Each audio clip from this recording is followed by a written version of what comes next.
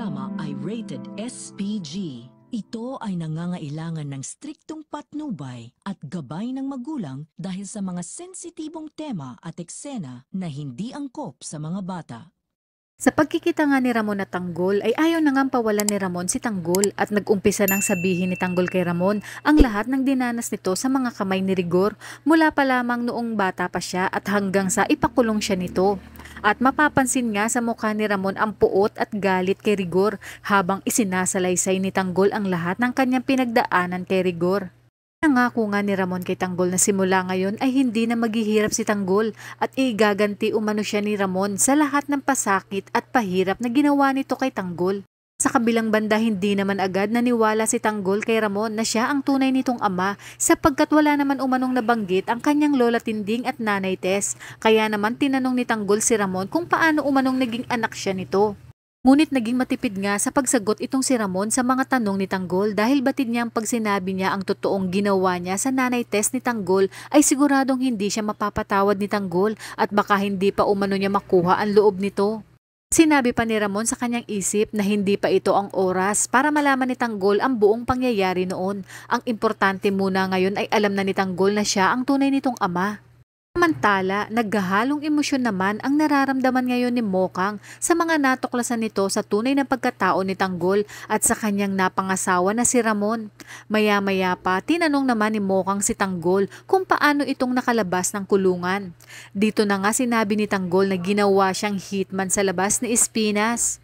Ayaw man niya umanong tanggapin ang pinagagawa ni Espinas, ngunit wala siyang pamimilian dahil buhay niya at ng kanyang mga kaibigan sa loob ang nakasalalay kung hindi niya gagawin ang mga ipagagawa ni Espinas.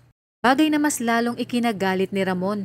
Ngayon nga na nalaman ni Ramon na nakakulong pala ang kanyang anak at pinahihirapan ito ng mga tao sa loob ng kulungan. Sinabi nga ni Ramon kay Tanggol na gagawin niya ang lahat upang mailabas ito sa kulungan kasama ng kanyang mga kaibigan.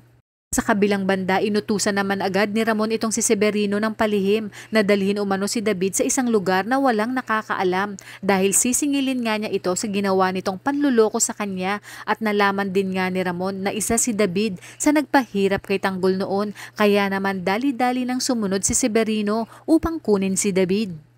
Maya-maya pa biglangang sumulpot itong si Olga at laking gulat niya na magkakasama sina Ramon, Mokang at Tanggol. Mababatid niyang galit na galit si Ramon habang papalapit siya sa mga ito. Kaya naman bago pa lamang magsalita si Ramon ay iginiit na ni Olga na wala siyang kinalaman sa pagpapanggap ni David at pati umano siya ay napaniwala ni David.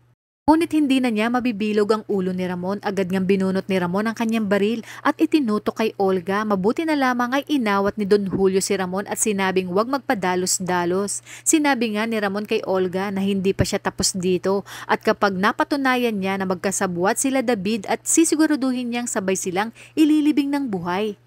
Kaya kung bago ka pa lang sa aking channel ay mag-subscribe ka na at i-click mo na rin ang bell icon para updated ka sa pinakahuling kaganapan sa paborito mong teleserye, ang FPJ's Batang Quiapo. Hanggang sa muli, salamat!